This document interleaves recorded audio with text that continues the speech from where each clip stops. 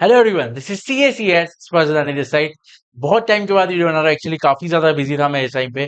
कुछ एक काफी अच्छी चीज पे मैं वर्क कर रहा हूँ। सो या अभी से आपको रेगुलर वीडियोस मिलेंगे। सो बहुत ज्यादा जिस चीज का मैं वेट था वो चीज फाइनली ICI ने रिलीज कर दी है। उनका new scheme of syllabus, new course जो कि एप्लीकेबल रहेगा 1 जुलाई 2023 से। काफी अच्छे चेंजेस किए ICI ने, काफी चेंजेस जो ड्यू थे बहुत समय से, वो उन्होंने फाइनली इस न्यू स्कीम में कर दिए हैं।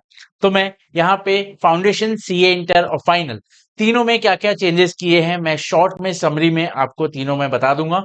और कोई भी ज्यादा आपको कंफ्यूज होने की दिक्कत नहीं है। देखिए, सीधी सीधी बात मैं आपको बता दूं, चेंजेस जो भी आए हो, जो भी आपका अगर गोल CA बनना है तो वो ये कोई भी चीज मैटर नहीं करती कि ओल्ड स्कीम में जाऊं कि न्यू स्कीम में जाऊं।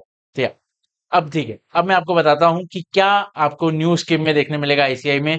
फिर आप अपने हिसाब से डिसाइड करते हैं कि क्या आपको डिसीजन लेना है। But at the end it's all about the actions you take. या सो लेट्स बिगिन। देखिए, पहले मैं आपको फाउंडेशन का बता दूं तो एक बहुत अच्छा चेंज उन्होंने फाउंडेशन में किया है जो मुझे लगता है कि हाँ जरूरी था। दैट इज 4 इयर्स की एक्सपायरी के बाद जो आपका रजिस्ट्रेशन है 4 इयर्स तक ही वैलिड रहेगा। उसके बाद उसको रीवैलिडेट नहीं किया जाएगा। अगर आपने 4 इयर्स में अपना CA फाउंडेशन क्लियर नहीं किया, that's all for you in CA। उसके बाद आप CA का कोई भी एग्जाम नहीं दे सकते हैं उसके बाद से। काफी अच्छा चेंज है, बिकॉज जो लोग शायद उस चीज को लेके होल्ड ऑन करके बैठ जाते हैं, बार बार CA फाउंडेशन के अटेम्प्ट देते हैं, वहां ये चीज बहुत ज्यादा जरूरी थी। 4 इयर्स तक का आपके पास टाइम होते में CA फाउंडेशन क्लियर कीजिए, नहीं तो आप CA नहीं कर सकते। उसके बाद एक चीज आई है जिससे शायद काफी लोग खुश नहीं होंगे। निगेटिव मार्किंग अप्लाई हो जाएगी CA फाउंडेशन में। पासिंग परसेंटेज अभी भी 50 है, बट हाँ, हर इनकरेक्ट आंसर पे 0.25 मार्क्स नेगेटिव मार्किंग रखी गई है। ये चीज आना जरूरी थी। तो भैया, ये हो गए सीए फाउंडेशन का बस एक ही मेजर चेंज है इसमें। बाकी ऐसा कुछ बड़ा चेंज नहीं है जो मैं कवर करने लायक सोचा। तो बाकी तो ठीक है, वो तो धीरे धीरे और क्लैरिफिकेशंस आते जाएंगे, ये सब हर चीज रहेगी। बट मोस्ट प्रोबेबली ये इतना आप चेंज समझ लीजिए कि सीए फाउंडेशन में इतना चेंज है। उसके बाद जो मेजर चेंजेस है, सारे के सारे मेजर चेंजेस आपके CA इंटर और CA फाइनल में है। मोस्टली मैं बोलूंगा CA इंटर में ही सारे चेंजेस उन्होंने ला दिए, वही सारे चेंजेस CA फाइनल में भी आपके साथ कवर हो गए। तो सबसे पहली बात, अब आपको जो एक सब्जेक्ट था EISSF, उससे छुटकारा मिल चुका है। अब आपको वो पढ़ने की, वो रटने की जरूरत बिल्कुल नहीं है। अब वो सब्जेक्ट आपके सिलेबस से एलिमिनेट हो गया है, तो अब आपको उसको पढ़ने की जरूरत नहीं है। उसके बाद जो आपका पेपर 1 और पेपर 5 था, अकाउंटिंग एंड एडवांस अकाउंटिंग, उन दोनों को मर्ज करके एक एडवांस अकाउंटिंग पेपर बना दिया, जो कि बहुत ज्यादा जरूरी था। मुझे स्पेशली जब मैं खुद CA इंटर में था, मुझे लगता था कि ये दो सब्जेक्ट क्यों है यहाँ पे। उसके बाद जो कॉर्पोरेट लॉ में आपके पूरे सेक्शंस कवर नहीं होते थे अभी तक, यहाँ पे आपका पूरा कॉर्पोरेट लॉ कवर किया जाएगा CA इंटर में ही। उसके बाद पेपर 7 तो मैंने आपको बता दिया। फिर पेपर 7 और पेपर 8, जो पेपर 7 का स्ट्रैटेजिक मैनेजमेंट का पार्ट है और पेपर 8 का जो फाइनेंशियल मैनेजमेंट का पार्ट है, उन दोनों को मर्ज करके एक नया सब्जेक्ट बनाया गया है, फाइनेंशियल एंड स्ट्रैटेजिक मैनेजमेंट। मतलब इसका मतलब ये हो गया कि आपका इको वाला पार्ट वहां से रिमूव हो गया और EIS आपका वहां से रिमूव हो गया। तो strategic management and financial management and strategic management वो हो गया। दूसरी एक चीज जो मैं खुद बहुत टाइम से चाह रहा था कि होनी चाहिए, प्रैक्टिकल ट्रेनिंग अब आपकी सिर्फ 2 इयर्स की रह गई है, 3 इयर्स कर देती है। उसमें भी पर आगे एक ट्विस्ट है।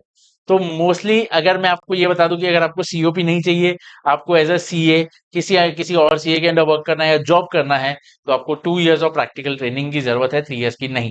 बट एक नया ट्विस्ट आया है, वो आगे मैं आपको फाइनल वाले जो बात करेंगे उसमें बताऊंगा। 2 इयर्स ऑफ प्रैक्टिकल ट्रेनिंग बहुत अच्छा किया है। बाकी देखिए, डायरेक्ट एंट्री और वो जो एंट्री थी, उन सब के कंडीशंस अभी भी वही हैं। अगर आप डायरेक्ट एंट्री थ्रू कोई अगर ग्रेजुएशन कोर्स से आ रहे हैं, तो आपको 9 मंथ्स का जो प्रैक्टिकल ट्रेनिंग का अंडरगो करना है, वो अलग ही वो है। वो पहले से था, अभी भी है, तो उसमें कोई चेंज नहीं, तो यहाँ पे मैंने कवर नहीं किया। मोस्टली जो चेंजेस थे, मैंने वो यहाँ पे आपको कवर करके दे दिया है। अब उसके बाद फाइनल में भी वही चीज की गई है। 2 ग्रुप 6 सब्जेक्ट में डिवाइड कर दिए गए हैं। उस वहां पे उन्होंने क्या किया है कि जो कुछ सब्जेक्ट थे, उनको उन्होंने मॉड्यूल्स बना दिया है। जैसे अब मैं बता रहा हूँ, 4 self pace module. Self pace module मतलब क्या है, यहाँ पे इंस्टीट्यूट का कोई टाइमलाइन नहीं है, मतलब एक टाइमलाइन, ब्रॉड टाइमलाइन है, कोई ऐसा प्रॉपर ऐसा ये नहीं है कि आपको इसी दिन पे ये एग्जाम देना है, वो करना है।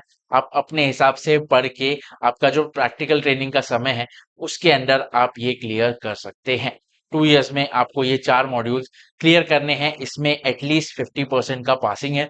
और उसके बाद चारों मॉड्यूल्स में से जो पहला मॉड्यूल है इकोनॉमिक लॉ, सेकंड मॉड्यूल एससीएमपी, वो कंपलसरी है पूरा। उसके बाद सेट सी और सेट डी जो है उसमें आपको 2 ऑप्शंस दिए गए हैं, मतलब ऑप्शंस रहेंगे, आप वो उसमें से भी एनी वन सिलेक्ट करके उसके ऊपर आप टेस्ट दे सकते हैं। तो ये हो गया। दूसरी बात, एक इंपॉर्टेंट बात जो मैंने बोला था, ट्विस्ट है लास्ट में, जो प्रैक्टिकल ट्रेनिंग है, अब उन्होंने क्या किया है, अगर आपको सीओपी चाहिए तो सीए फाइनल के बाद आपको 1 year under practising chartered accountant training लेना पड़ेगा फिर से, अगर आपको सीओपी चाहिए तो। इसका मतलब ये होता है कि अगर आपको जॉब करना है आफ्टर बिकमिंग अ सीए तो आपके लिए एडिशनल प्रैक्टिस की कोई नीड नहीं है, आपको 2 इयर्स का practical training is more than enough. और अगर आपको सीओपी चाहिए, प्रैक्टिस करना है, तो उसके लिए आपको 1 ईयर का एडिशनल ट्रेनिंग लेना पड़ेगा।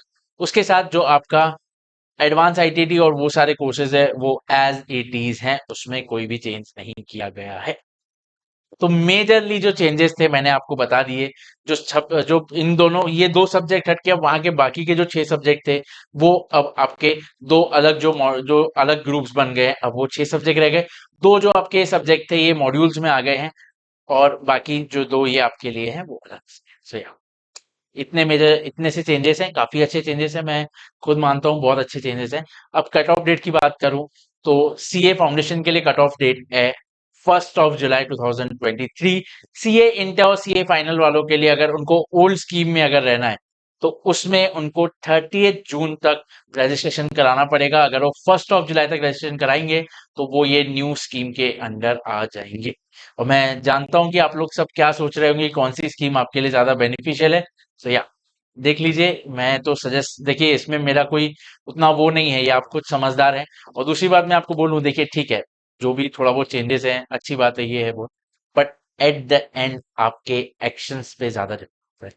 देखिए, success is achieve not by thinking of it, by taking actions you can achieve everything.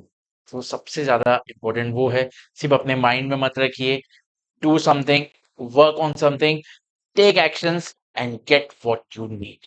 सो या इसके साथ ही अगर आपको कोई भी गाइडेंस चाहिए इससे रिलेटेड या कोई भी चीज से रिलेटेड आपको सीए में, मेरा कॉन्टैक्ट रहेगा डिस्क्रिप्शन में, आप प्लीज मुझसे वहां कनेक्ट कीजिए। बिल्कुल मैं आपका जो जितना मैं सॉल्यूशन दे पाऊंगा मैं बिल्कुल ट्राई करूंगा।